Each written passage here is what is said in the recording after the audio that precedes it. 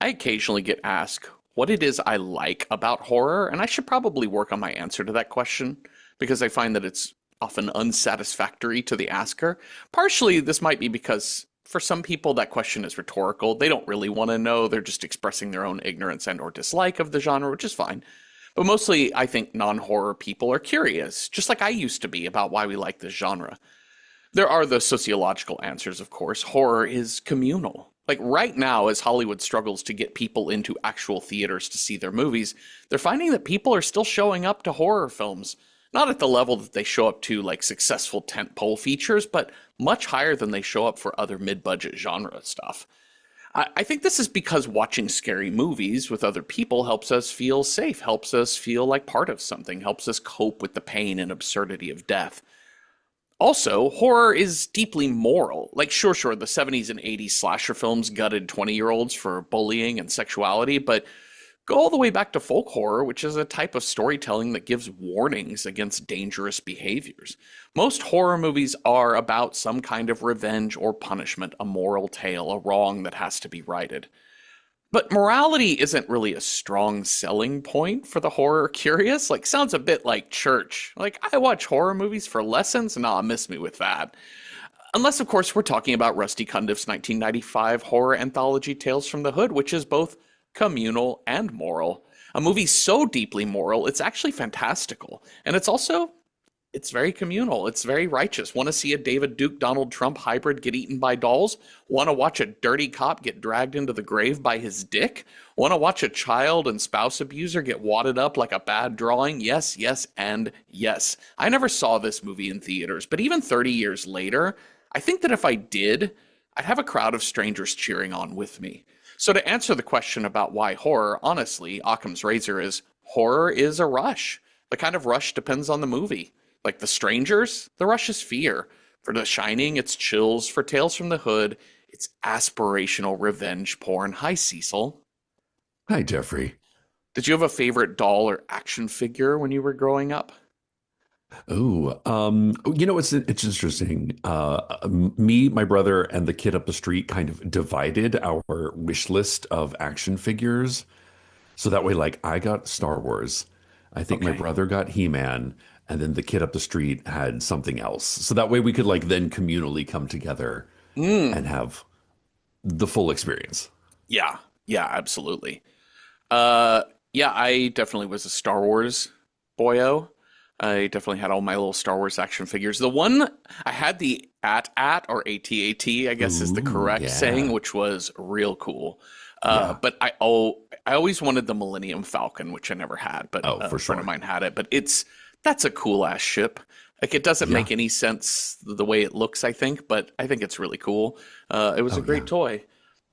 Uh, yeah, we got to this, but I forgot because it's been a couple of weeks since we've last recorded because we were on tour for Night Vale. So it took a moment to remember what exactly we rolled. But as we, Mind games? uh, did we roll Anthology? No, It Anthology's must still on be the list. anthology. Oh, it was Anthology. We rolled Anthology And and, mind oh, games, right? yes, yes. Because You we know were what? like, I was thinking it Mr. was toys or Sims. dolls, but that's still on the I list. yes.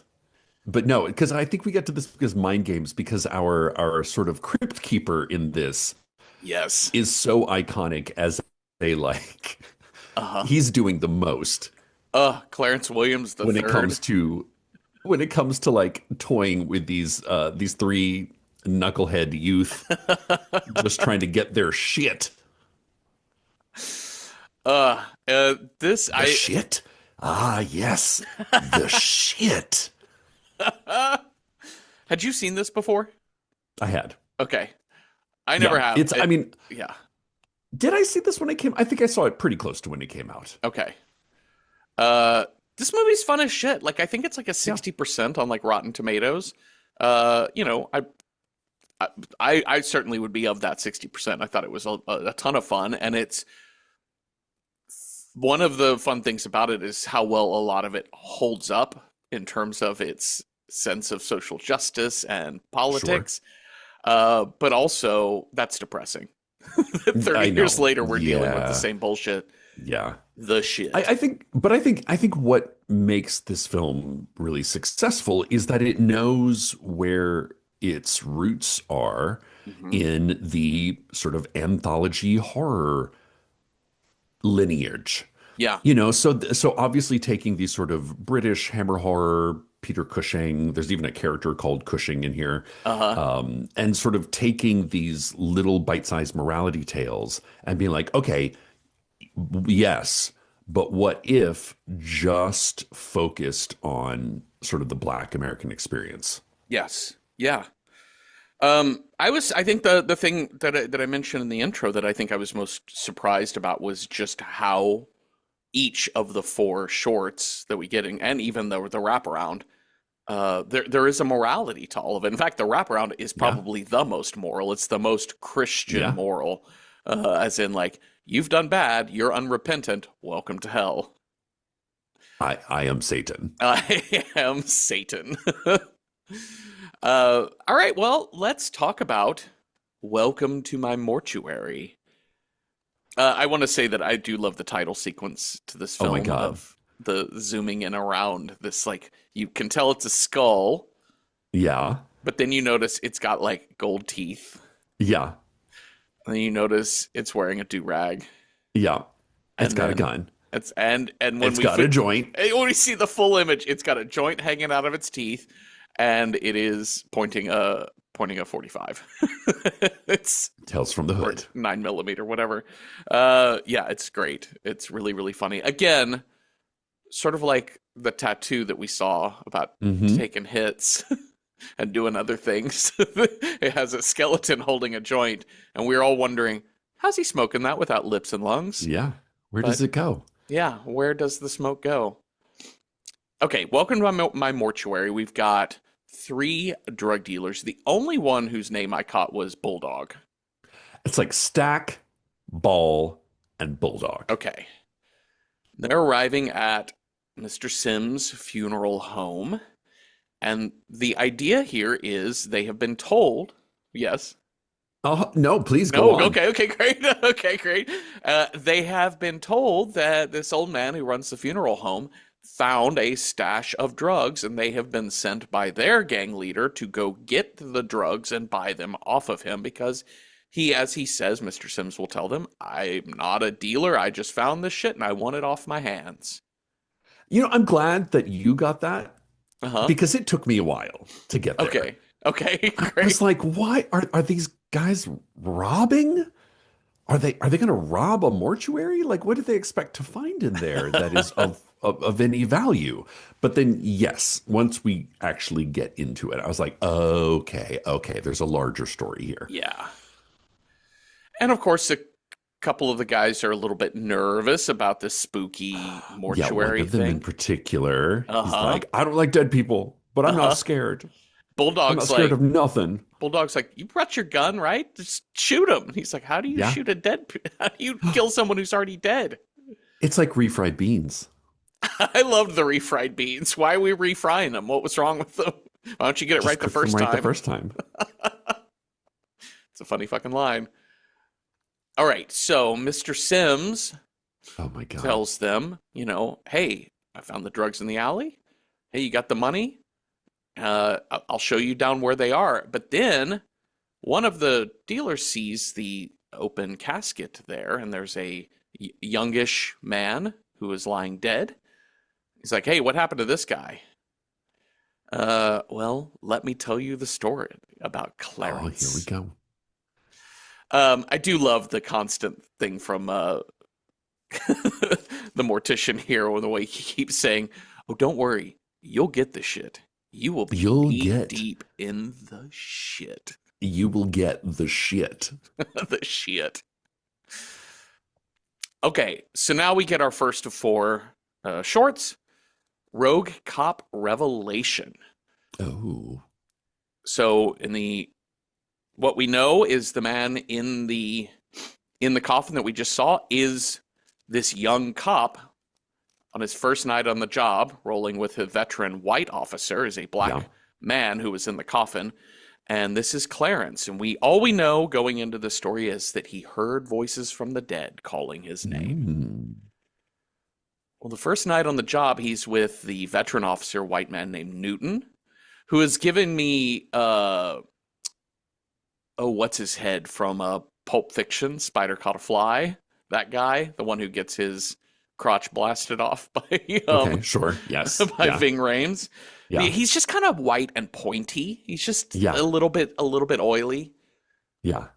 Well, they go up to what we think is going to be a routine traffic stop, but it is a well-dressed, middle-class looking black man who is being harassed by a couple of other cops, one of which is named Strom, Oh, of course. of course.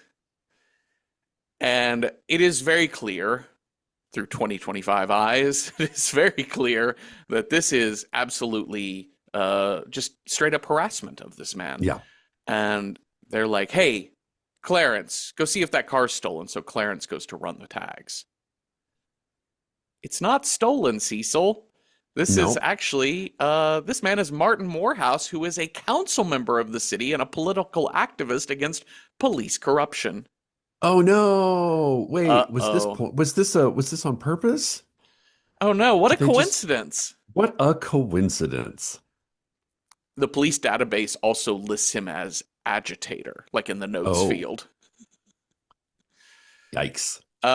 Yeah, so I mean, the very first content warning I wrote down is just police racist or racial violence because we're Yeah. going to see a lot of real world scares in here. There's some like Yeah. supernatural scares, but it is a lot of the scares and disturbances in this movie are fucking real world shit.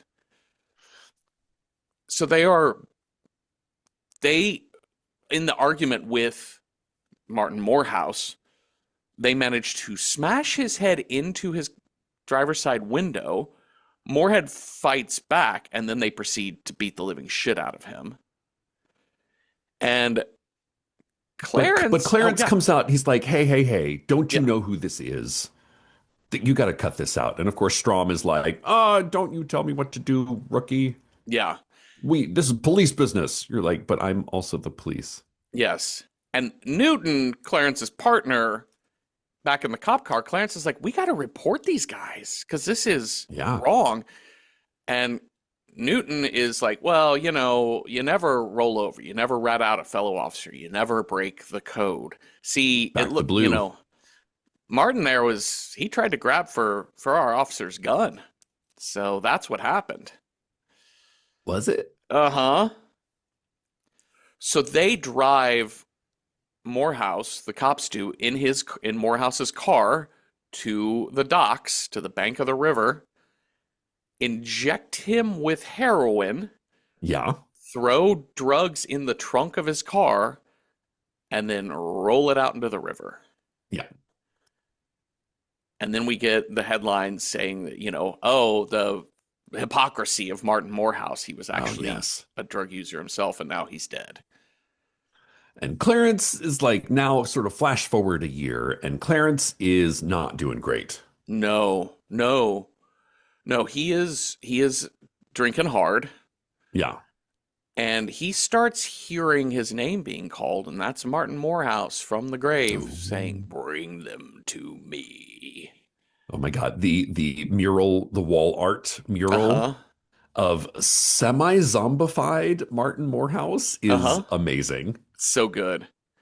Yeah, there's this wall of a building with this big mural on it, and it's directly across like a homeless encampment Mhm. area, like in an alley. So Clarence lures those three officers to the cemetery, on the 1 year anniversary of Morehouse's death, and he's like, I should have turned you in instead of quitting the force. He tells him.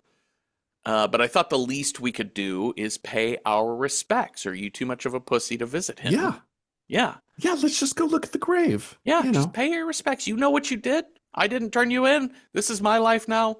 Just come pay your fucking respects. Yeah. And And Strom already one of the cops is like, this guy's not making it out of this alive. Yeah. Yeah, it's Newton tells Billy, the mustache guy, and he's like, Yeah. listen, let's just do it because he's not coming out of here alive. Hmm. And Clarence tells Morehouse's headstone, he's like, hey, I brought them. I hope you're I happy. brought him here.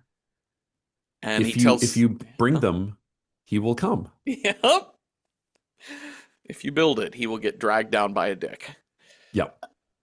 But the cops are like, hey, are you talking to a gravestone? He's like, listen, my orders were to get you out here, and I'm apparently very good at following orders.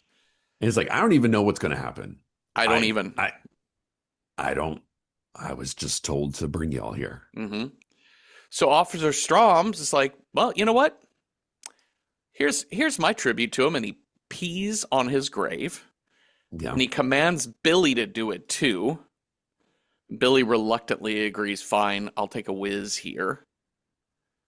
And then, as Billy is peeing, both Strom and Newton have a gun to Clarence's head.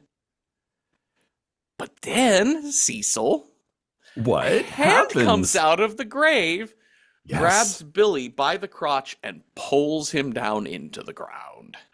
It's like wild to me. It's like he pulls him into the ground and then the ground just like re-ups itself. So he's just like not gone anywhere. Yeah, You know? Like there's yeah. no hole. Uh-uh. It's because everybody's like, where'd he go? What happened? Well, it explodes, and then we see what Yes. happened, and there is Billy's dead officer body with a hole in its chest, and standing above him is zombified Martin holding a still beating heart.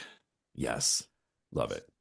Cops try and shoot him, but it doesn't do nothing. Now, They get back to I really enjoy this chase scene. So the cops get back to the Prowler. One old trope: car won't start, car won't start. Now it yeah. starts. Um, but Martin looks like a slow zombie. But every time they Yeah. look in the mirror, he's closer. Yeah.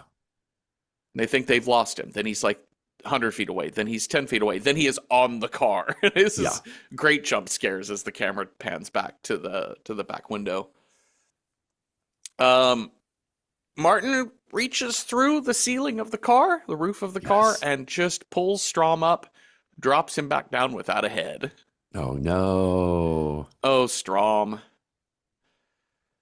Uh, Newton gets out and he fires at Martin, but manages to shoot a single bullet into the car, which explodes it, because that's what I happens. know. Oh my God. Back when cars just exploded, just on for any reason. And then he goes and then he like runs into the homeless encampment. He's like, I shot him. I did. He's unhinged. Mm-hmm.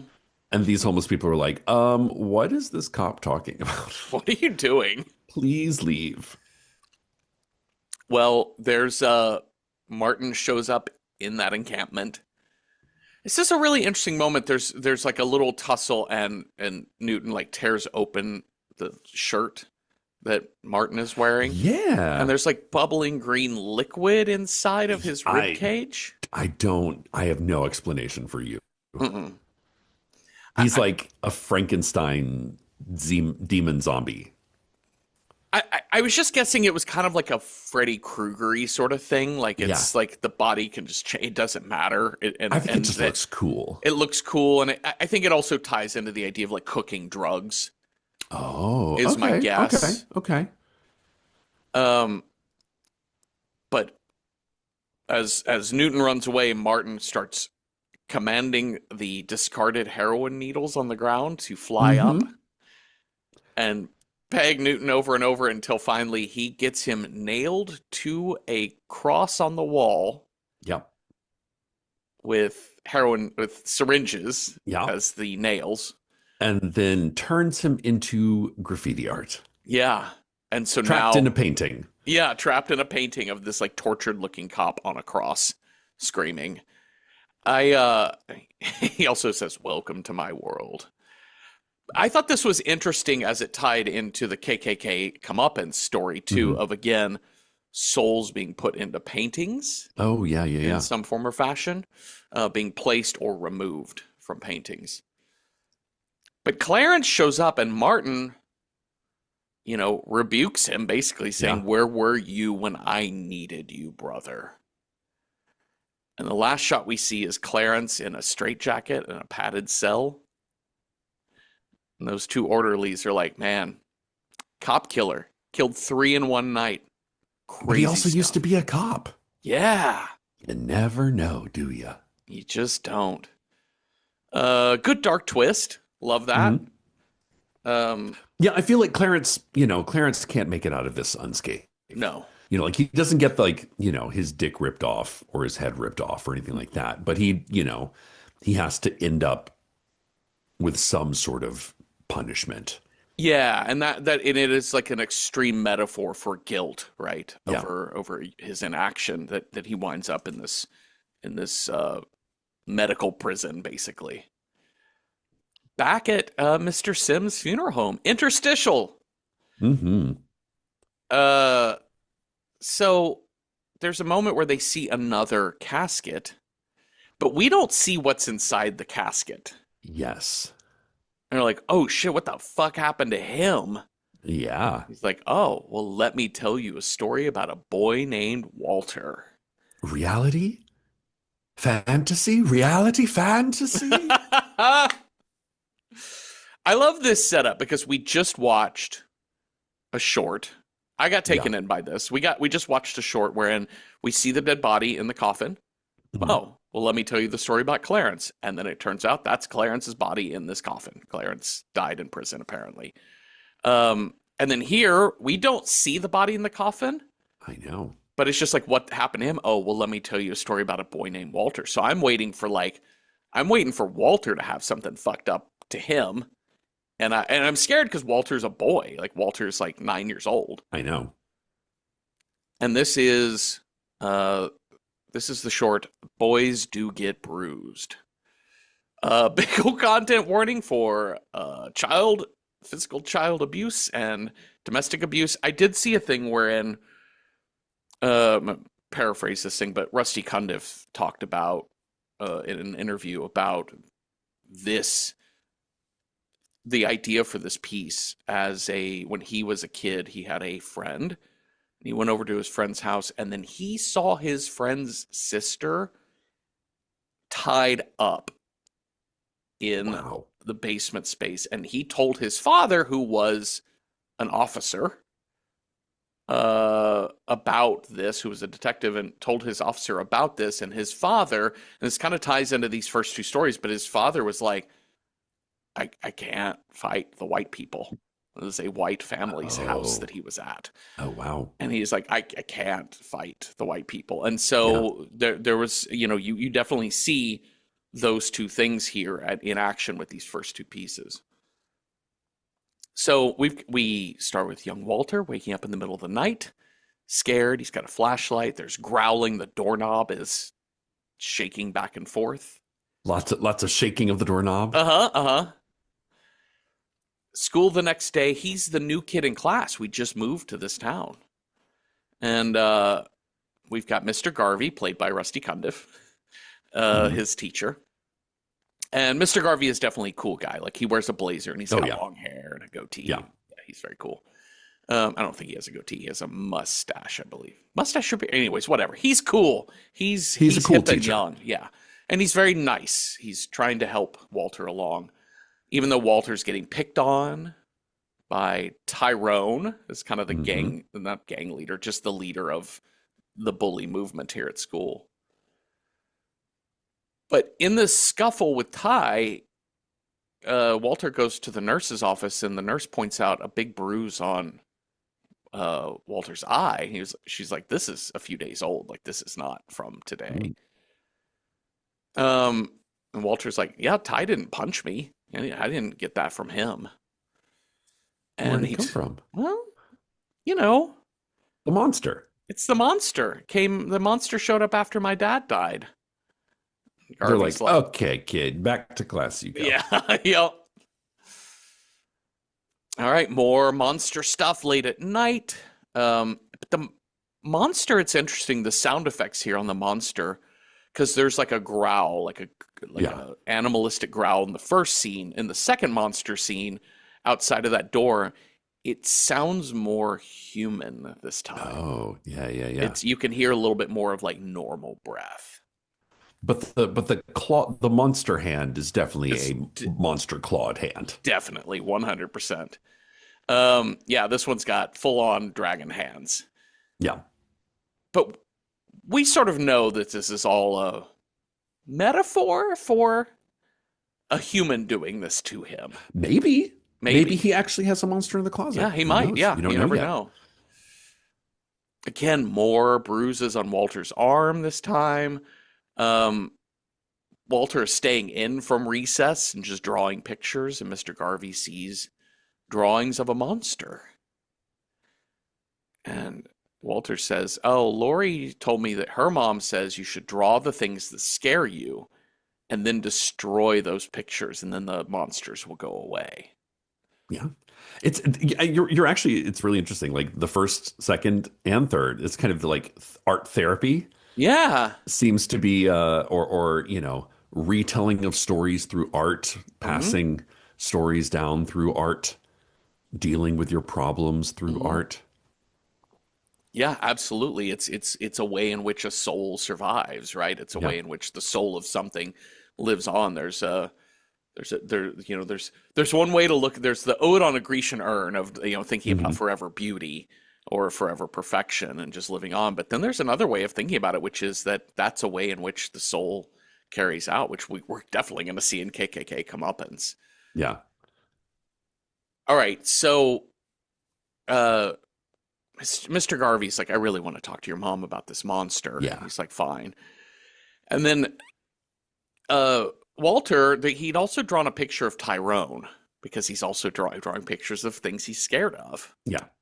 And just looking at the picture of Tyrone, he just crumples it up.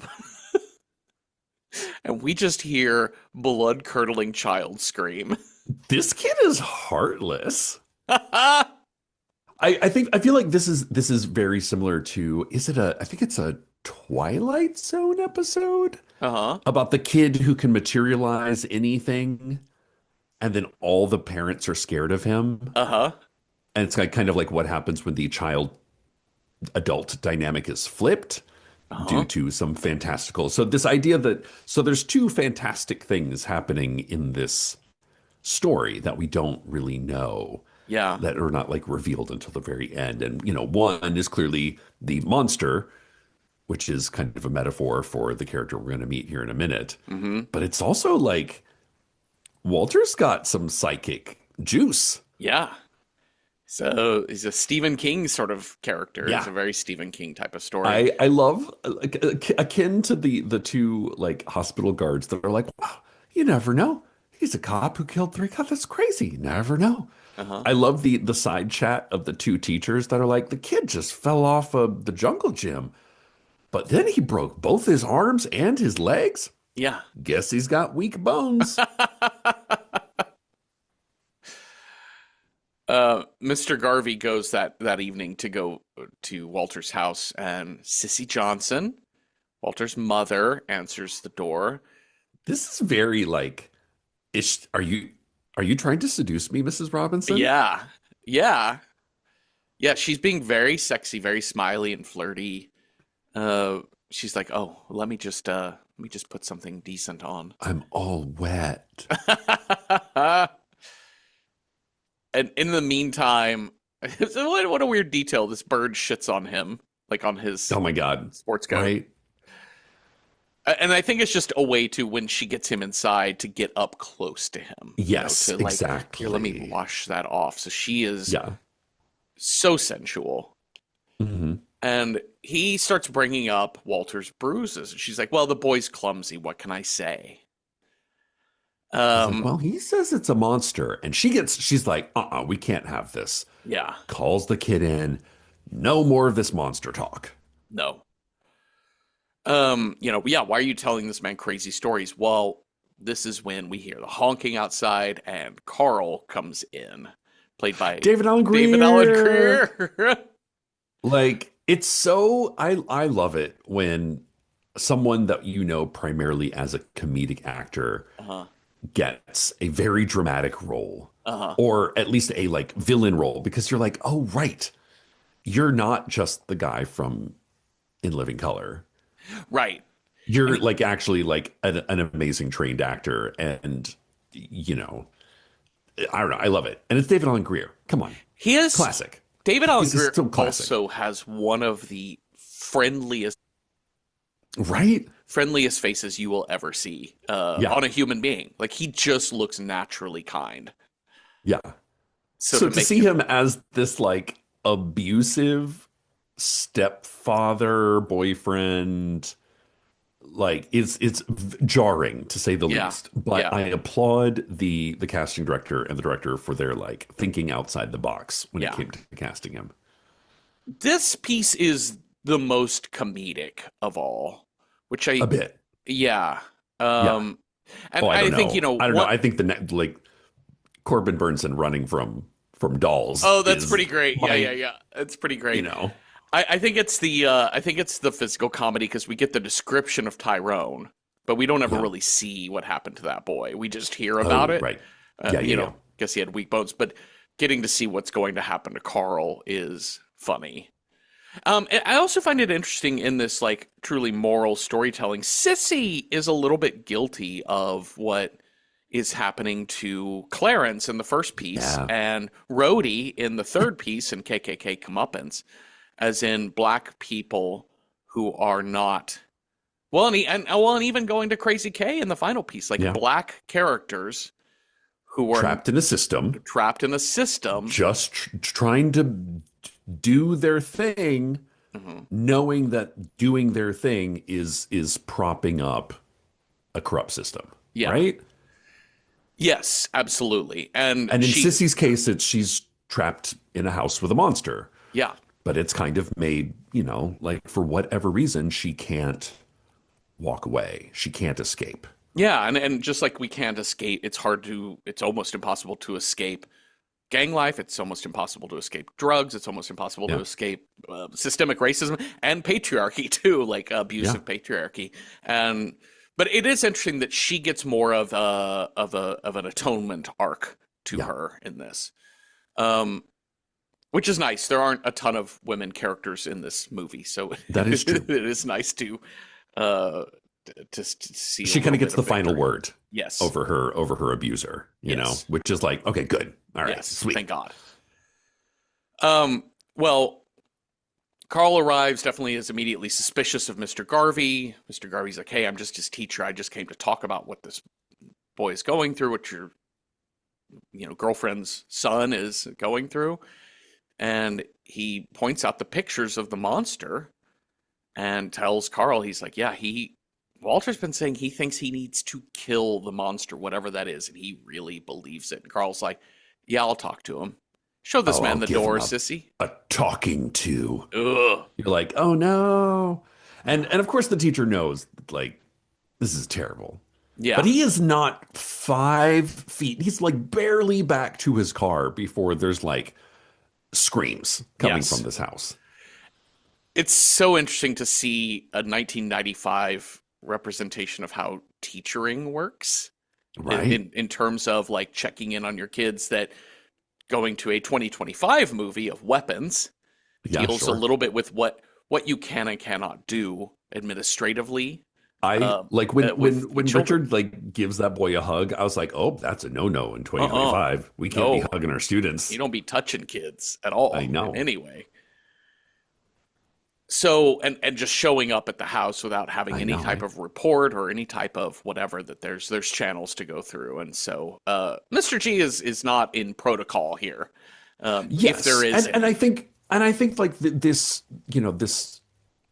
this one story kind of shows how even if he had filled out the report, even if he had Right. filled out if he had gone through the system, I think there's this not even underlying, there's a prevalent feeling that the system is rigged, it's corrupt. And Yes. so even if he had tried to get the kid to report it, get Sissy to report, to get them separated from this obvious menace, Hmm.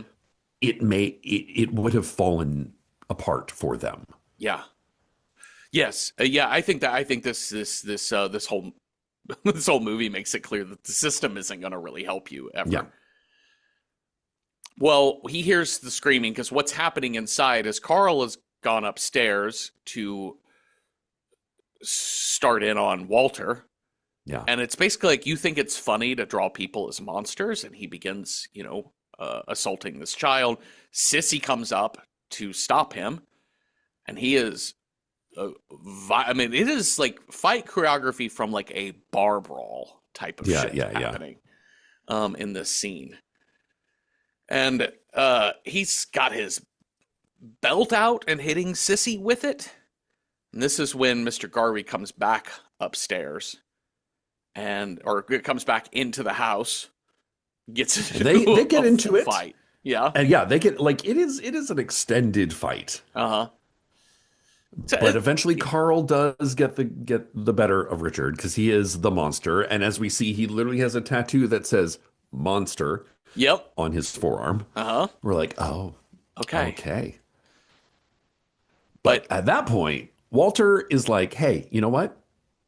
I'm a psychic menace. uh-huh. This worked And he before. it's worked before.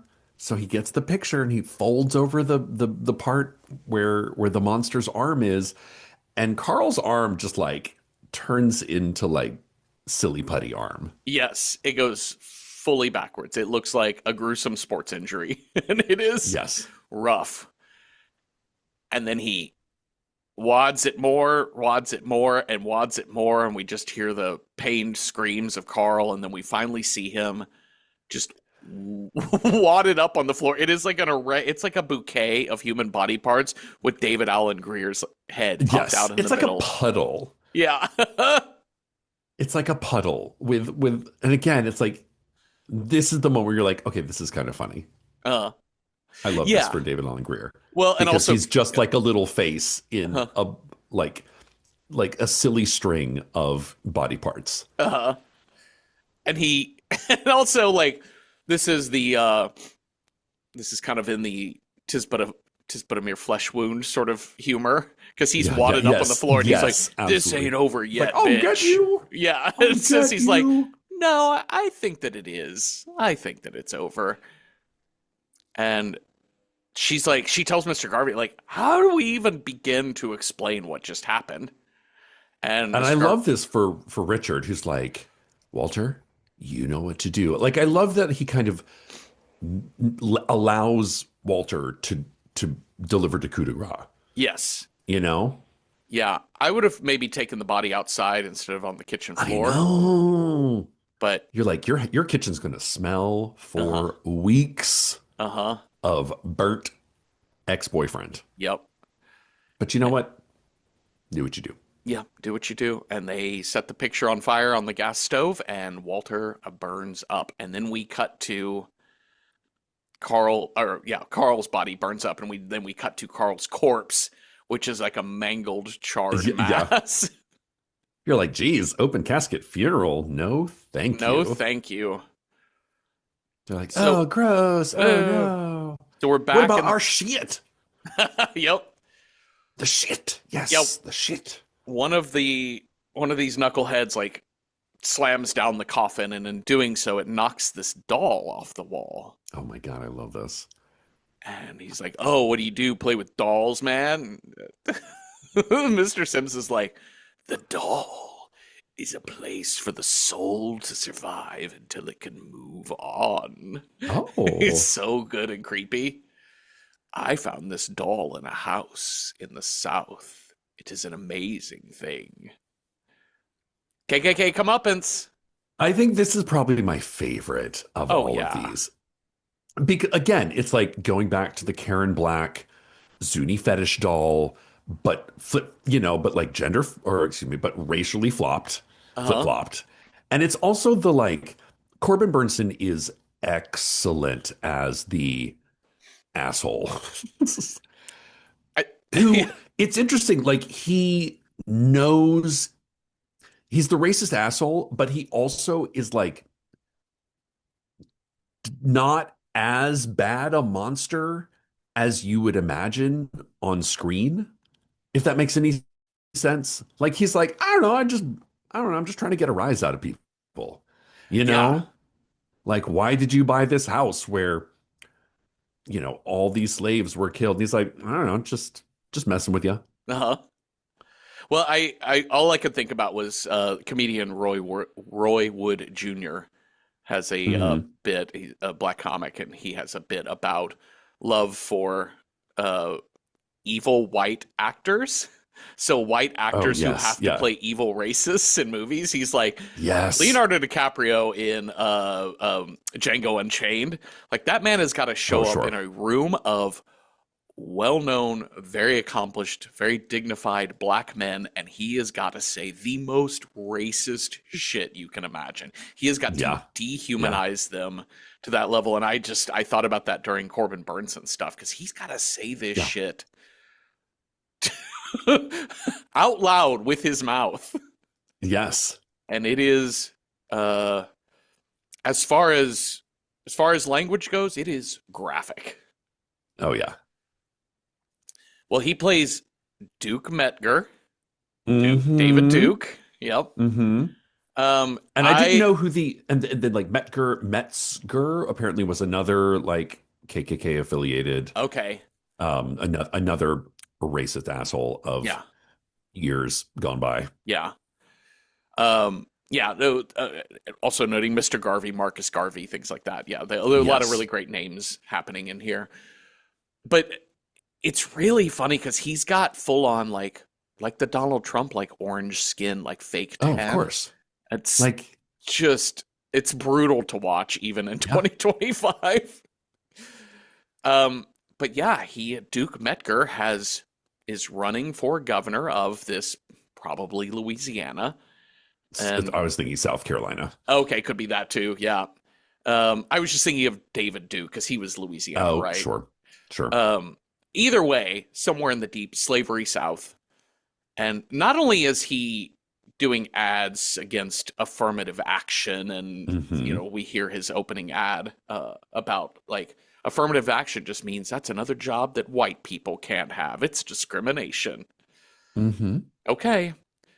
But also outside of his house, there are uh, Jewish and black groups protesting him at all, apparently at all hours of the day. Yeah. He's like, well, if they were as relentless at finding a job as they were protesting me, we wouldn't need welfare. So Oh, that's yes. that's the tenor Naturally. of his most positive things he has to say. Yes.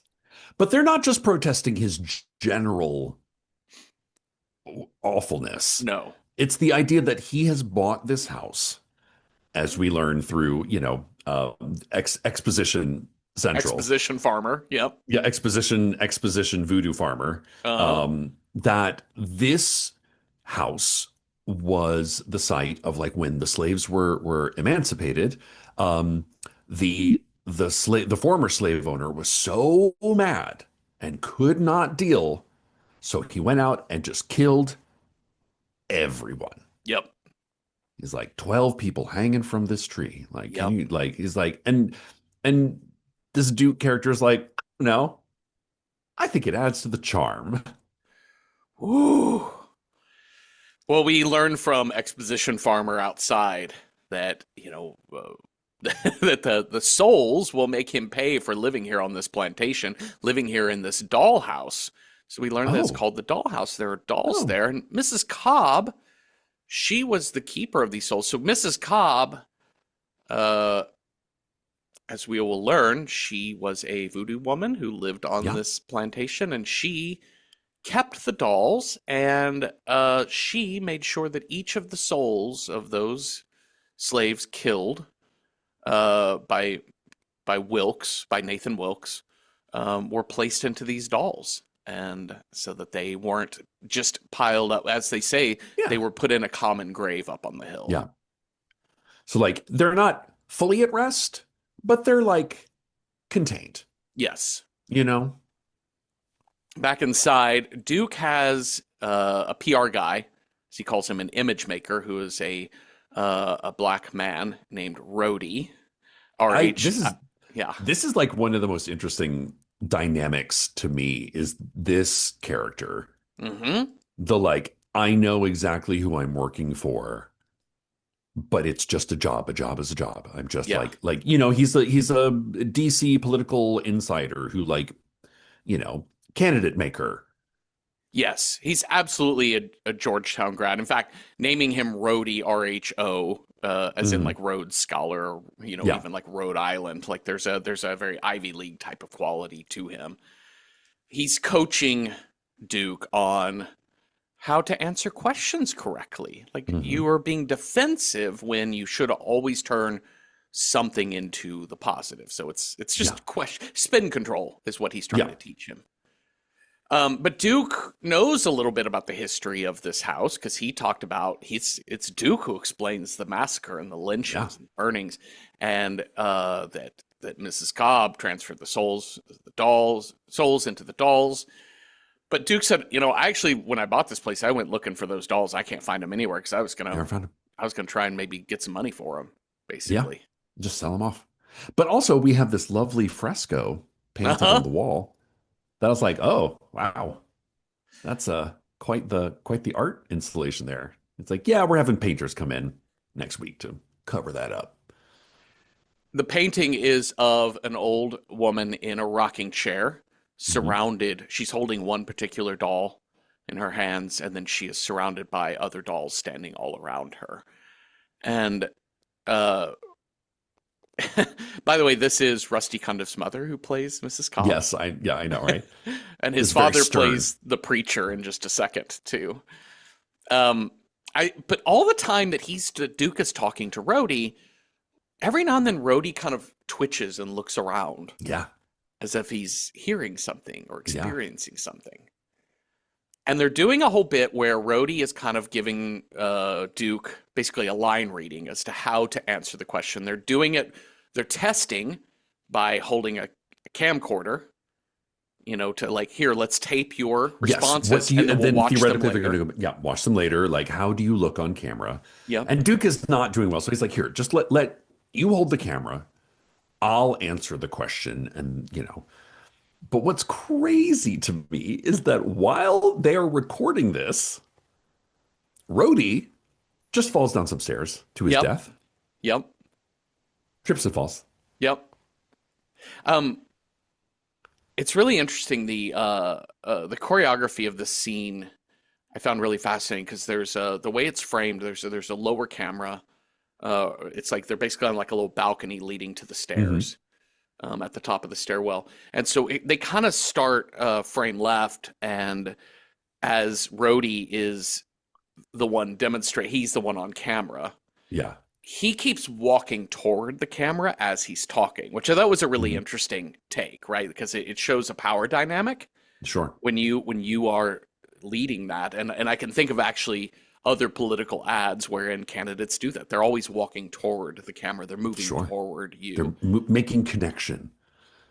But it's when it gets pivoted around where he's closer to the stairs, it is now Duke who's pushing him back. So the dynamic of his confidence wavers in Mm-hmm. this moment because he's actually stepping backwards. It's not his step backwards that causes him to fall. He feels something grab him, Yeah.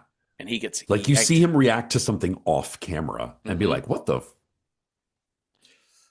Bonk, bonk, bonk, bonk, bonk. Cut immediately to Yeah. funeral scene, I which was like, is damn.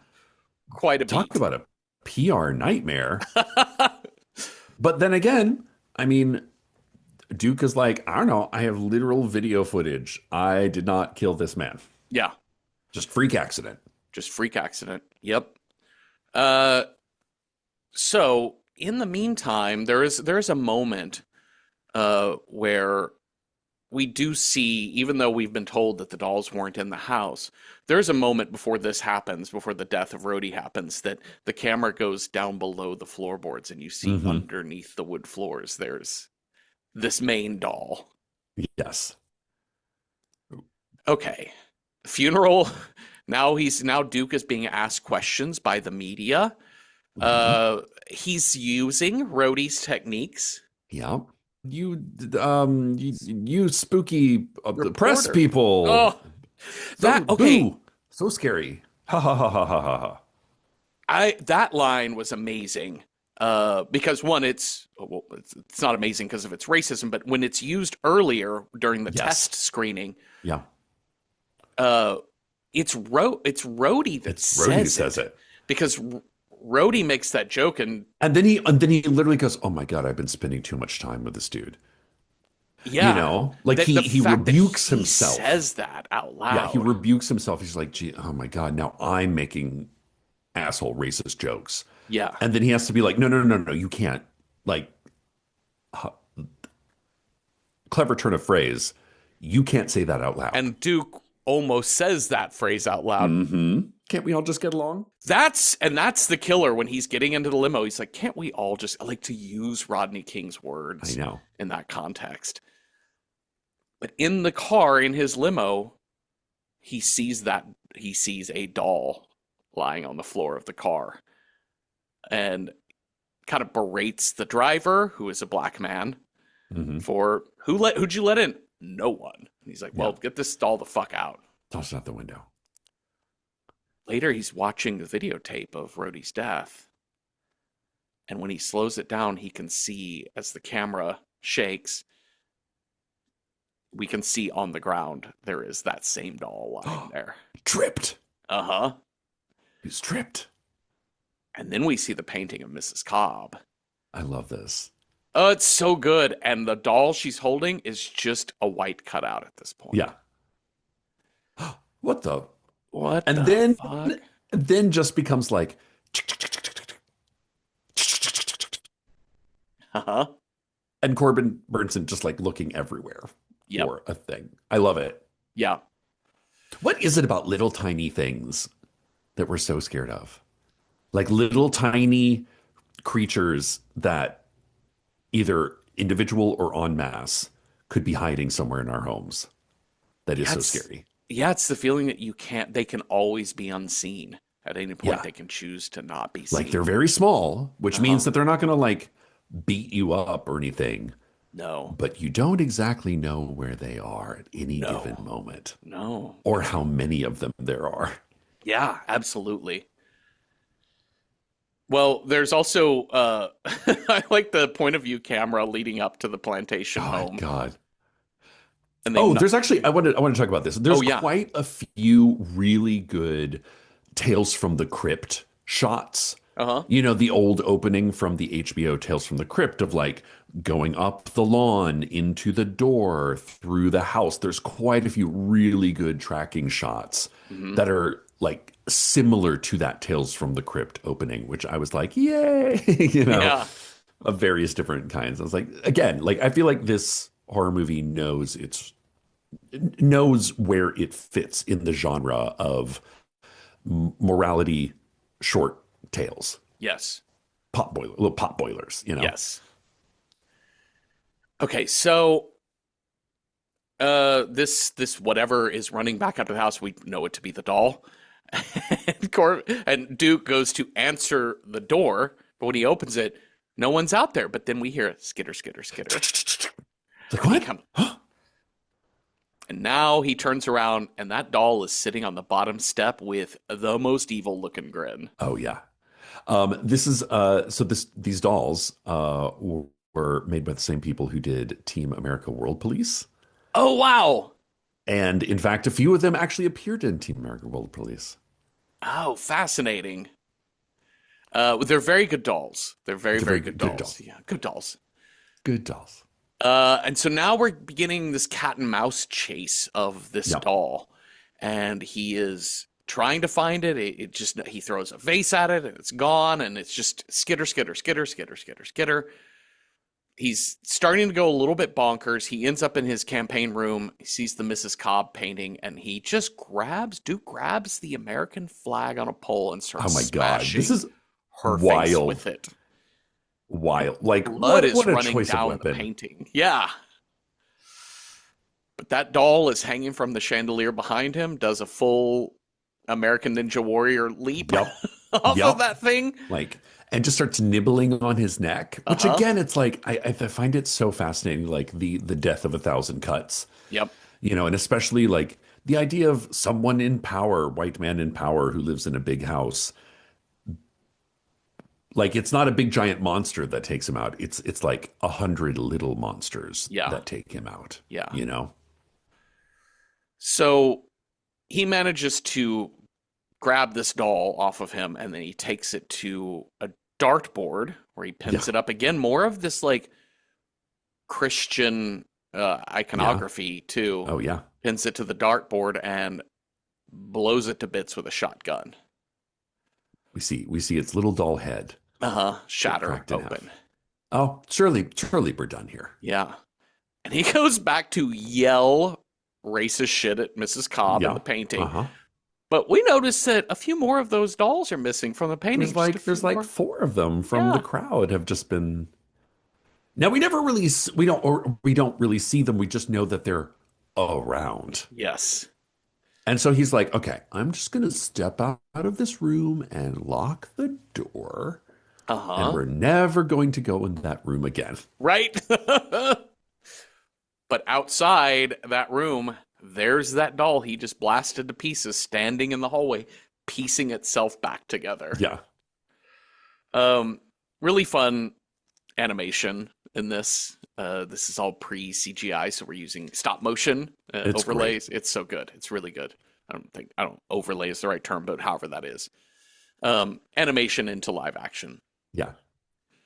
So he can't get the gun reloaded fast enough, so he gets his ass back into that campaign room thinking, oh, it's just the one doll, but all of the dolls are missing from that painting. Oh, all the dolls. Uh-oh, there they are, Cecil. Yep. And there's a lot of them. There's quite a bit of them. They take him down. There's like little tiny dolls biting at his face and body. And the very last thing he does is he literally wraps himself in the American flag as they are attacking him. And Mrs. Cobb, finally we see the fresco on the wall, and she's missing from it, and she just appears in the room in her rocking chair. Just looking real stern, just like, Oh, I see. I see my programs are on. Just Yes. very much like, all right, I like this show. And she's holding that main doll in her lap as they are eating him. Interstitial. Bulldog is getting very impatient with Mr. Sims. Yeah. And like, I want the shit. Oh, yeah. Oh, right. The shit. Come into the basement. But they see one more coffin and kind of glance at it like, wait a minute. Oh, you know this gentleman? I mean, I've seen him around. He said, well, he has a very interesting tale. He got himself involved. Hardcore Convert, our final piece here. And this is Crazy K, which is... Oh, Crazy K. Crazy Sideburns. He literally has a K like carved into his hair. Which I was like, that is indeed crazy. You are Crazy K. But Crazy K is out just like cruising the streets, and he notices someone who he does not like. Yep. Pulls a U-turn. He's like, hey, like you're always short. I don't know. You shouldn't be here. Yep. And just fucking shoots him. Just guns him down in the street. And then 3 people come out of the house. Then they start shooting. And then there's this like Opus Dei Dominus kind of music going on. Sort of the grandeur, the agony and the ecstasy that is, violence, street violence. And they shoot Crazy K in the back, and he is lying on his back, bleeding out. He's bleeding from the mouth, and those 3 other gangsters stand over him, pointing a gun. They're like, you want us to shoot us? You want to be... It's your choice. We'll shoot you in the head or the chest. Which one you want? Answer the question. But at that exact moment, 200 cops show up. And then 12 squad cars of cops show up. Yep. And they start shooting those, and he's like, "Oh man, saved by the cops." What? Yeah. Oh, and the cops gun down. They in a shootout with these gang members. They gun all 3 of these guys down. But Crazy K is on the ground, and he's like, "Okay." Yeah. So Crazy K gets taken in. Yep. His name is Jerome Johns, and he is now in prison serving a life sentence. And at the prison, we meet Dr. Cushing, who's a middle-aged black woman, very refined and academic looking, and Very she wearing is white, very wearing wearing all white. white. Yep, very scientisty looking. Yeah, yeah. Scientisty meets kind of cult leader Uh-huh. slash religious leader slash therapist. Yep. A little bit of all of that. But And she's like tough. She's like, no, no. She's like, listen, yeah, we're transferring you to this experimental wing yep. where you can either sit in here or you can go to the experimental wing. Either way, I think you should rot in jail forever. But this is your last chance, man. Yeah. If you pass our behavior modification program, you'll be out in no Ooh, time. And he's like, well, let's do this. yeah. So he gets this is so interesting, the visual choices of anytime we see Jerome Crazy K being transferred anywhere. Like it starts in the police van, but it is an angle where he is chained. Oh, You yeah. get transferred in the van, you're going to be handcuffed or shackled, Yeah. but But his no, he is hands are like, shackled to the wall beside yes. him. He is And he's shirtless. always. Yeah. As a matter of fact, when he goes through his conversion therapy, he is in naught but a jockstrap. Yeah. And it's very evocative of slave transport and Like slave chattel sales. slavery. Yeah. Yeah. So, yeah, he gets sent to the old institute on a hill. This place is wild, This Jeffrey. is Like what was it's very Caligari, it's Dr. very Caligari. malignant as well. Like It is a remember bit malignant. because Malignant had the Crazy Institute on a hill as well. Crazy Institute on the Hill. It also, but it's like the choice to have the sort of like sexy pleather latex clad Yes, nurses yes, everywhere, very Dr. Caligari. Yeah, like kind of mad sex scientist yep. kind of vibes. And we're speaking of the 1989 Dr. Caligari, not the Yes. original German Expressionism piece. But yes, the experimental movie. Yeah. But yeah, the nurses in their like leather dresses. But it's a heightened reality. Yeah.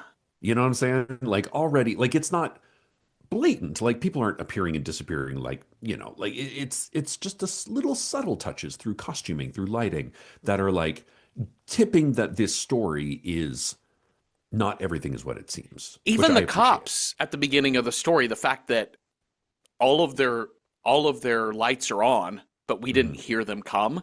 And Yeah, there's dozens. I mean, yeah, it's a full wall. Your whole yeah. screen is filled with Like cop they just cars. appear out of nowhere, Yeah. which just tells like our brain, in putting images and sound together, that is the joy of film. Like we expect certain steps to kind of happen, and when they don't, you're like, oh wow, they just appeared out of nowhere, almost like magic. Uh huh. So we're like living in a magic realism tinted world on this Yeah. last one.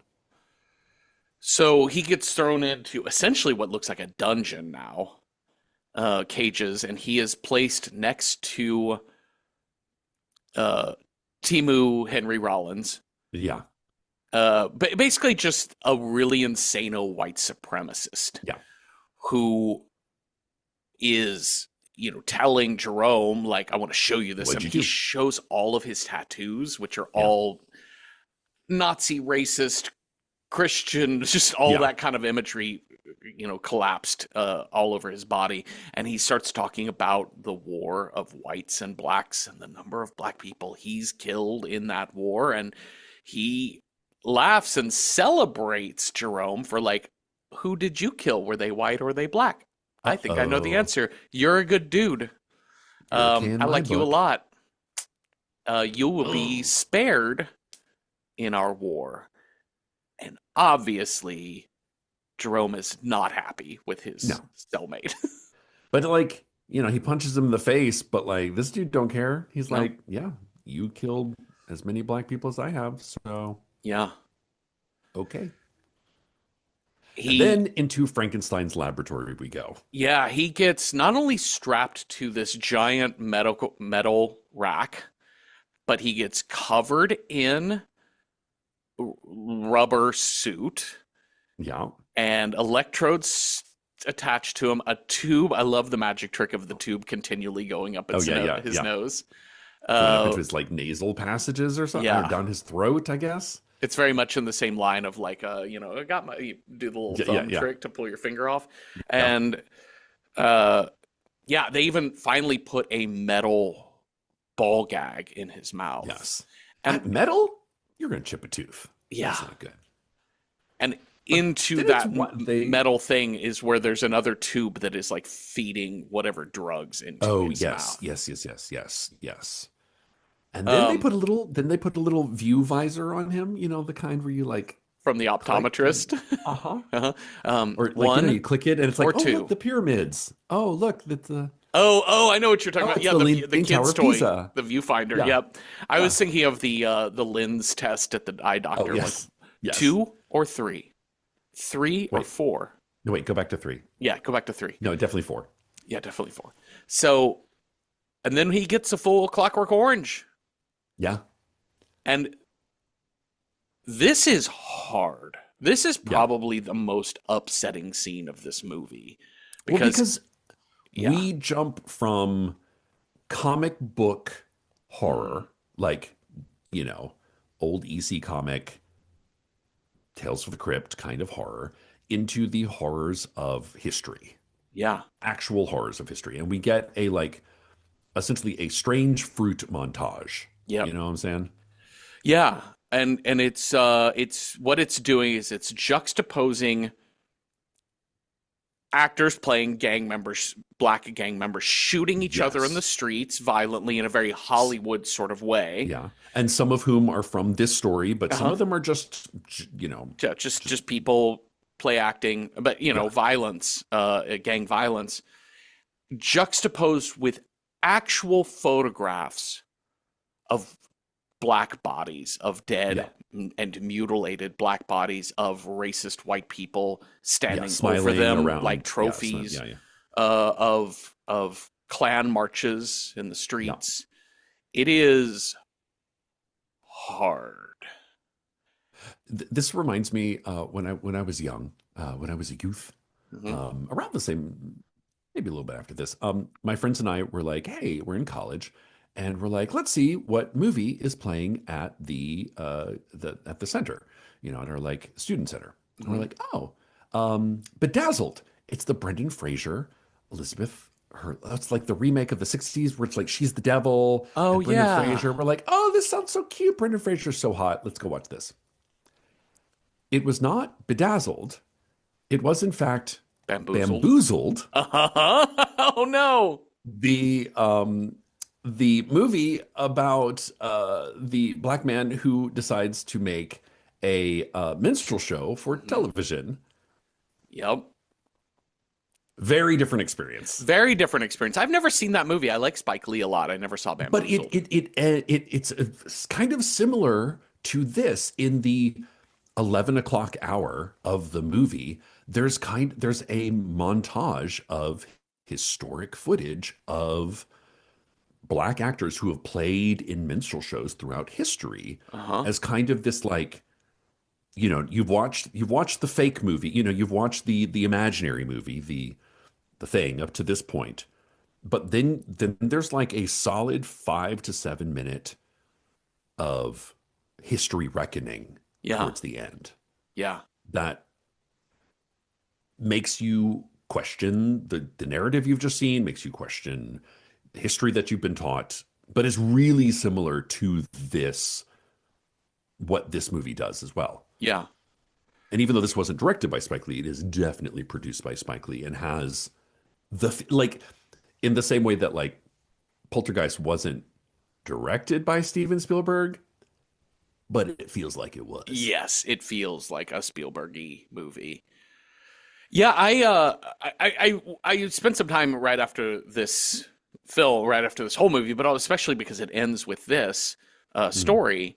Uh, is the thought of like agitprop, right? Agitprop Sure. theater, like the idea of Yeah. like having to make something that stirs people politically, right? Yeah. And there is a real simplification of the message of this final. So all four of the stories have a pretty straightforward political message, but Sure. it's interesting thinking about it through the eyes of marginalized people making the art, right? Of saying like we need to like really hardcore hit the reset button on Yeah. what we understand that society is doing to us because racism is a slippery motherfucker. It Yeah. takes a lot of different forms, Yeah. Yeah. and Yeah. all are worth fighting, but some are harder to understand how to even fight.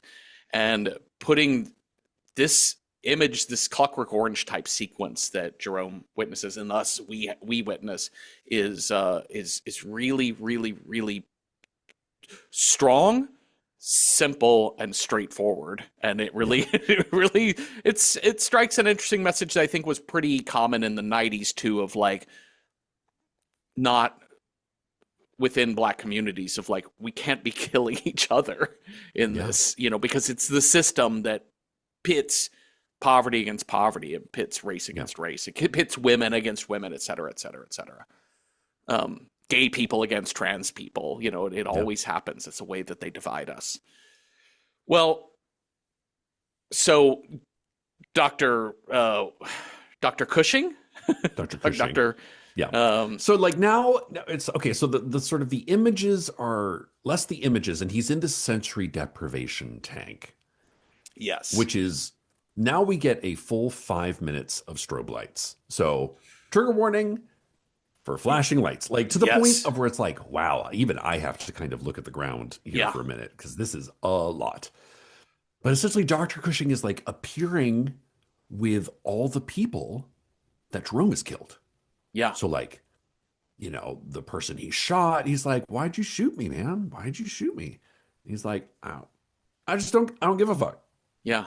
Like you were in my way. Like you were, I think he says like you were always light or, Yeah. something like that. Yeah. You weren't selling the Yeah. drugs, basically. Yeah. You were like keeping it. You weren't, And then you like weren't making goal this quarter. yeah. Yeah. And then like a little girl, and he's like, "What did I ever do?" And she's like, "Well, a stray bullet went through my window and killed me." He's like, "A bullet doesn't have a name on it. Anybody, you were just in the wrong place at the wrong time." Yeah. And then more people, and then more people, and it's kind of like this. All of the people who've been killed in like gang violence are kind of amassing behind Dr. Cushing, and Dr. Cushing is trying to get some sort of confession out of him, essentially, like Mhm. repentance. Yeah. And And Jerome yeah. is fighting. Yeah. Well, Jerome has the question, which is a good one, which is what about the nightmare I lived in? Like, what Yeah. about the nightmare I grew up in? She's saying, that's your life. You have to Yeah. take responsibility. Like, the nightmare only ends when you wake up, which is an interesting phrase because it works Yeah. metaphorically and literally in the structure of the story. Because he will come to in a moment and be Yeah. back into a reality. Um, but he chooses violence. He can't overcome his own past. He can't overcome his sense of righteousness that people owe him something. And he basically grabs, is this a nurse or just he grabs a woman Yes. and Yeah. basically Yeah. says, oh, Let I me know out what of it here. was. She said Dr. Cushing, he's chained up to this sensory deprivation chair. Yeah. It almost looks like an electric chair. Yeah. And she says, I'm giving you a shot at redemption. And she said, by the way, there's no chain holding you. Nothing can stop Nothing's you. And holding he you back. immediately is free. And that's when he chooses in that moment of freedom Yeah. to commit more violence. He says, I'm going to snap this girl's neck, get me out of here. And he She's like, "Are basically you is like, sure? Are you sure that's what you want to do?" I don't give a fuck. I don't give a fuck. I don't give a fuck. And that's just, he echoes that until everyone in the sensory deprivation chamber is gone. And then he is back on the street, lying there on the ground, getting shot up by those three gang members. It's an occurrence at Owl Creek Bridge. Oh, I don't think I've seen that. I don't know that story. It's a short story. It's a short story from like the 1890s Okay. that is this pattern Mm, because he is back to the moment of his death. I And this see. whole thing, what we've been watching, this magical reality is essentially like all happens in a split second. And it's like his redemption moment, the moment in which you don't, your life doesn't flash before your eyes, your life continues and you're faced with a choice that will determine whether you go to hell or heaven. Yeah. Well, then we get back to our mortuary, our final, not interstitial. This is basically our epilogue now. The end. And Bulldog is he Like, is now enough of this. so impatient, but he's drawn a gun on Mr. Sims now. I know. And something about that last story and knowing this man in this coffin has gotten Bulldog a little bit upset. Yeah. And he tells Mr. Sims, "You know who killed that man. Yes, and you also owe us the shit. Oh, yes. Oh, Follow yes. me. The doo-doo. The poopity pop. We're gonna get the shit." Oh my God, I love it. He's so good. We go down into the basement, and it's just filled with old, dusty tomes, Cecil. Of like confessionals, right? Yeah, I think Like so. I hereby confess, or like last will and it's kind of hard to tell what they are. You're Yeah. like, okay, But he says, I've got it here. I've got the drugs here. It's just right here. It's in the coffins. Because where else would I hide? where else would you keep it? In these three coffins, I love it. Three room matching for each of coffins. you. And each of the boys goes to one of the coffins. And they open them up, and inside each coffin is themselves. Oh, They wait, how'd you do that? tried to turn their guns on him, but the guns turn red hot. They Yeah. have to drop them. He says, after you three boys killed Crazy K, a few of his boys got you. I guess you didn't make it.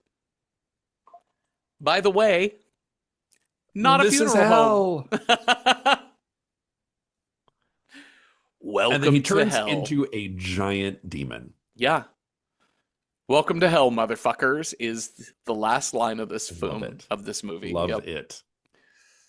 And then we just see the flames all around the boys as they're just shaking in place. Oh, I know. It's Yeah, great. just I like, love it. ugh. That's so good. Uh, the end, Cecil. Shall we rate this movie? Yes, let's. All right, so let's start with just approachability. If you're horror squeamish, how scary is Tales from the Hood? Should you approach it on a scale of 1 to 10 of approachability, 1 being not at all approachable, but 10 being very approachable? This one's tough because I think as a horror, like 5 or 6, but when you talk about the real world violence depicted, the horror of actual photos and footage of black bodies, like the fictionalized depiction of pretty graphic police violence and domestic violence. That's all pretty tough. As just a horror movie, as far as scares and gore and blah, blah, blah, blah, I mean, this is like a 6 or a 7. I think it's very approachable as a horror film. I guess I'll say 6, but just know I'll put it in the content warnings. Strobe effects are definitely could Yeah. trigger something physiological, so be careful because that goes on for a while. The racial violence, the child abuse, spousal abuse, and then minimum is blood and gore and jump scares. But the blood and gore is pretty gloopy gloppy. I love it. Like, yeah. Like when the cop gets his head torn off, you Uh-huh. don't see it. You just see No. like a body with no head. You're like, Yeah. oh No. Yeah, it's so good. So let's just say broadly speaking, 6 out of 10 disappearing frescoes. no. Mm-hmm, To speak mm-hmm. nothing of approachability, Cecil, how do you rate this as a horror film? As a horror film, it's pretty interesting one because like I said, it takes these old-fashioned kind of morality tales, the comic book kind of morality tales, and applies it to a very specific lens and does it really well and with a sense of humor and with a great budget. Some of the lines are delicious. The acting, great. So I would say like 7 out of 10 bloody American flags. Hmm. Perfect.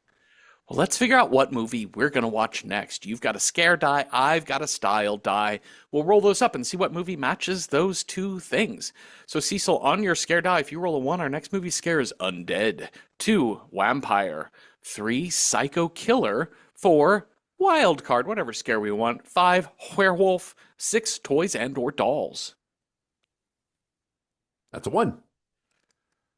Undead. That was on this list for 7 weeks. All right, we're going to Okay. match up That's pretty your good. undead with the style that I roll. If I roll a 1, it's got to be based on a true story. 2, it's got to have a 5+ word title. 3, it's got to be a prestige film. 4, it's got to be specifically from the year 1991. 5, horror homework, essential horror viewing. Or 6, European horror. Let's see what we got here. That's a 6. Euro horror, undead. Okay. We've done, I remember we did, was that French film, Horde? That was an undead Yes. French Yeah. movie Yeah. a while back. I forget which episode number that is, but you can search for that. Um, we wrote down 3 of ours that would match this possible die roll. And we also have a Letterboxd account. We're at Random Horror 9 on Letterboxd. You can check our lists over there, and we put up lists of every possible die roll that week, and you can leave comments to add to the movie possibilities we could choose from. So let's see here. I wrote down a couple of sequels of movies we have covered. Wreck 2, Ooh, yeah. Spanish zombie Yeah. film. I don't know if Uh, I've seen Wreck 2. I have not. Yeah. I also wrote down Demons 2. Oh, yes. I Which have seen Demons 2. I have seen Demons 2, and it is fun. Yeah. It's It's somehow more ridiculous than the first, I think. And then finally, a much more serious movie than Demons 2 is Handling the Undead, which is Ooh. John Lindquist is the author of this novel, which I read many years ago. It's a very thoughtful zombie story, or Okay.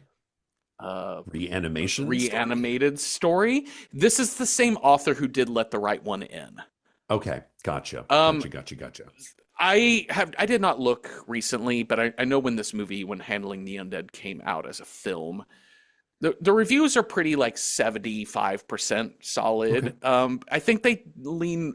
It's one of those movies that, if I remember correctly, it was like the critics score very high, audience score Yeah. very low. I think it's a Probably. thoughtful movie, like a thoughtful Yes. book. There's movies that you need to that you come to and movies that come to you. And this Yes, sounds like this is a movie that you you go must, toward. Yes. yes.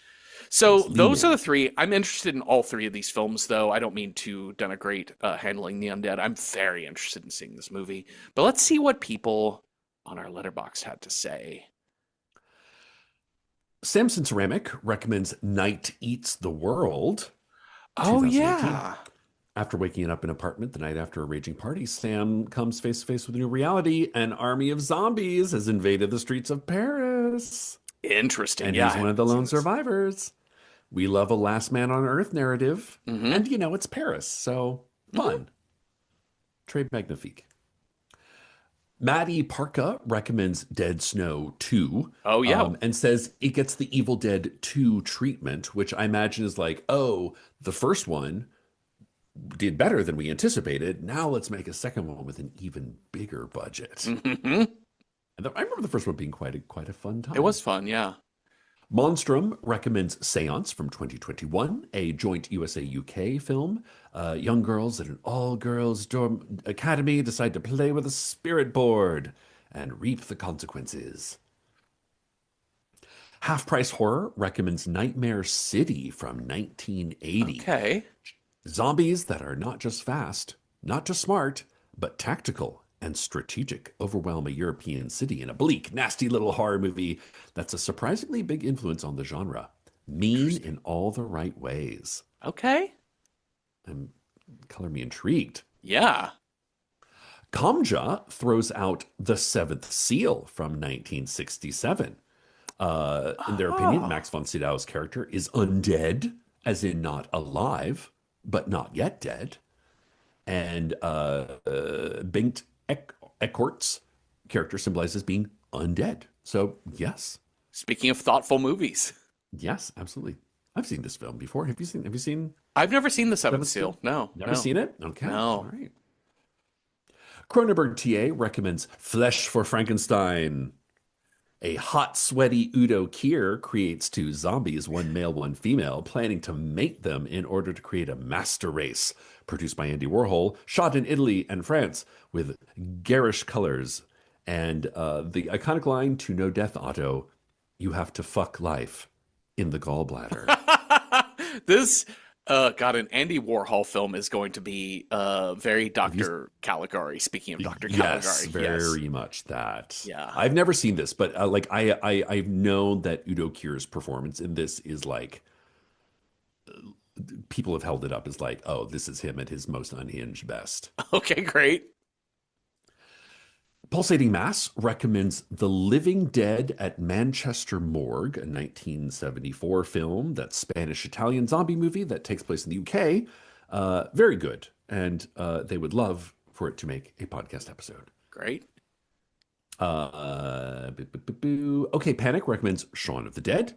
Oh yeah, Here's where we're definitely. like, Yeah.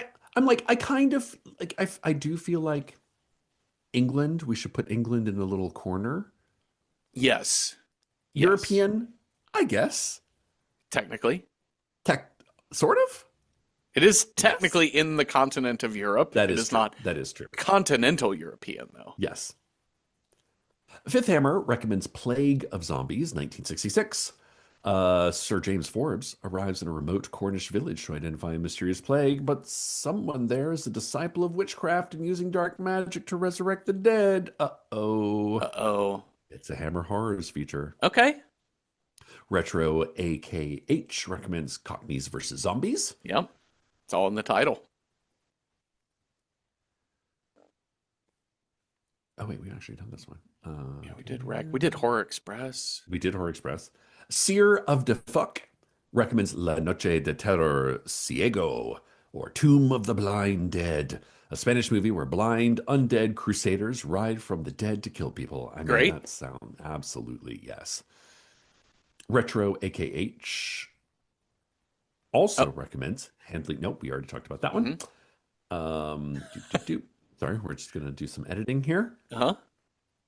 Rhubarb recommends Grapes of Death. I love that title. Is about people turning into zombies due to drinking wine made from contaminated grapes, which is just super French. That is. That is quite French. Uh-huh. And we've got a couple of plus ones for The Living Dead at Manchester Morgue. Okay. We've got a couple plus ones for Handling the Undead. Yeah. I think that. Oh, no, wait, one more. Max Bird recommends Barren Blood from 1972. And they say this one's great because the characters know that they're in a horror movie. A young man returns to Austria in search of his heritage, and there he visits the castle of an ancestor, a sadistic baron who was cursed to a violent death by a witch whom the baron had burned at the stake. And he reads aloud an incantation which causes Baron Blood to return and continue his murderous tortures. Barren Blood. That sounds really good. There's some good ones on there that I hadn't thought about. Yeah. I really want to get to Shaun of the Dead at some point in time, but I do think this, because there's so many undead movies. I Yes. think we really should push ourselves to be more like continental. The spirit of Yes, Euro horror is being a little bit more continental, a little bit I less think so. British. Yeah, like the Brits have their own kind of relationship with horror, Yeah. like the Hammer horror, Shaun of the Dead, things like that. Yeah. And I'm very curious about The Living Dead at Manchester Morgue. That is sounds British, but it is a Spanish-Italian zombie Yeah. movie. So there's that. That sounds fun. There were a lot of people pushing for that, which is not a movie I'm familiar with. Anything else standing out to you or something that you're feeling strongly about? I should ask you that, Cecil. I mean, I do love the idea of covering Flesh for Frankenstein on Sure. the show. Just because I've not seen it. And it was like the Andy Warhol films, I watched them when I was younger, and was like, I don't think I really understand what's happening here. And so there's a part of me that would kind of like to revisit some of those Uh-huh. now that I'm a little more mature in my campy sensibility. I think Demons 2 is a real strong contender here. Yeah. Dead Snow 2 sounds like it'd be a lot of fun. And Night Eats the World. Yeah, Night Classic, Eats the World is like a classic con zombie movie, but set contemporary in horror. Paris. Yeah. Yeah. Those are all really, really good. Flesh for Frankenstein sounds fun. I'm always down for like a wild fucking ride, which I think Yeah. Demons 2 falls into that category Yes. as well. Yeah. I don't know how wild ride Living Dead at Manchester Morgue would be, but it also It sounds sounds like like it. important film. Important. I think people are like okay, just Not yeah. somebody commented I think Marte Bonaparte said it looks amazing and was such a treat. And then Max Bird says it's the platonic ideal of a trashy zombie movie for sickos. Yes, yes. So, I think important meaning it had a big influence on ah, zombie filmmaking. Not okay, important okay, like okay, the okay. Seventh Seal. Yeah, Yes, different important. Like important to the genre, not important to filmmaking to filmmaking in in the general. history of film. Yes. Yeah. Um so yeah, so we could roll for one, or if we're feeling strongly about like Flesh for Frankenstein, I'm happy to push that direction. I feel like there's strong enough that we could probably pull six and let the dice decide. Um should we do draft order? Like you Yes. pick one, I'll pick one. Yeah, let's do it. All right. You start. Started off with Flesh for Frankenstein.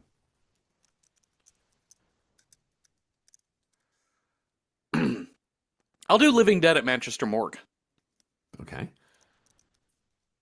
Demons 2.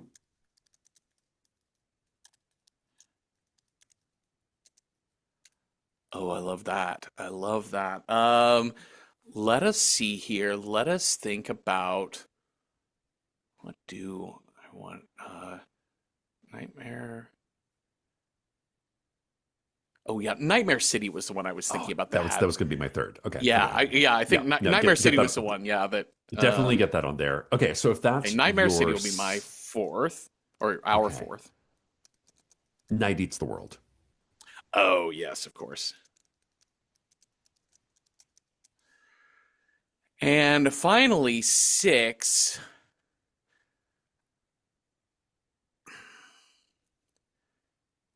There's.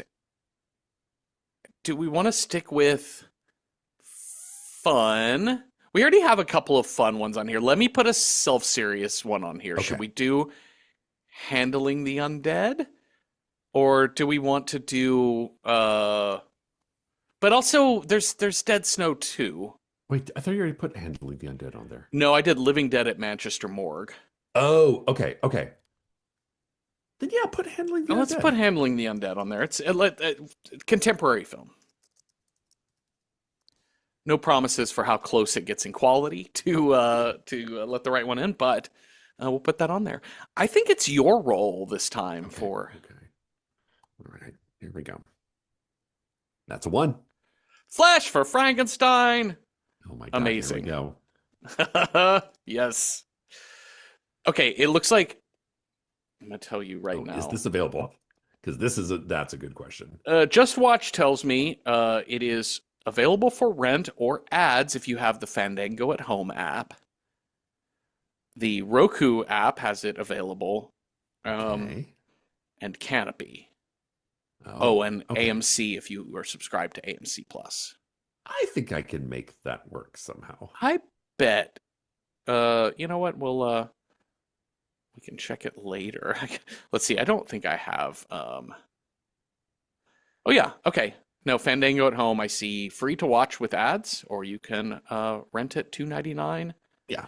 Oh, it has the option to rent it for $2.99 ad free, Okay. or buy it for $1.99 ad free In case you want to watch it over and over for and cheaper than over the again. rental.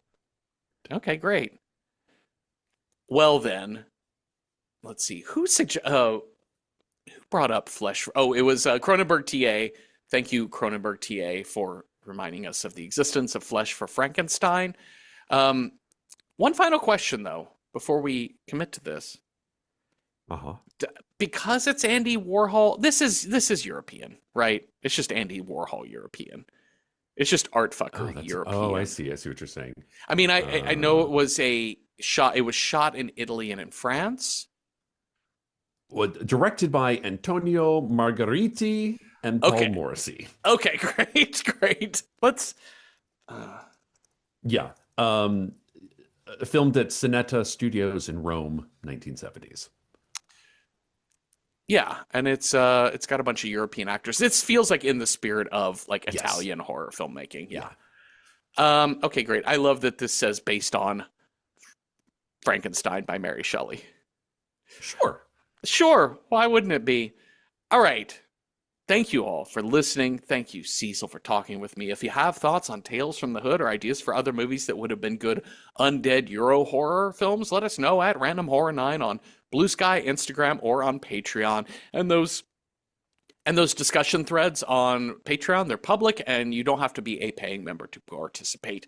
So watch Flesh for Frankenstein 1973 with us this week and come on back next Tuesday for a new episode. Have a restful night with no white supremacists getting out of this life without their comeuppance or nothing. Boo! Boo.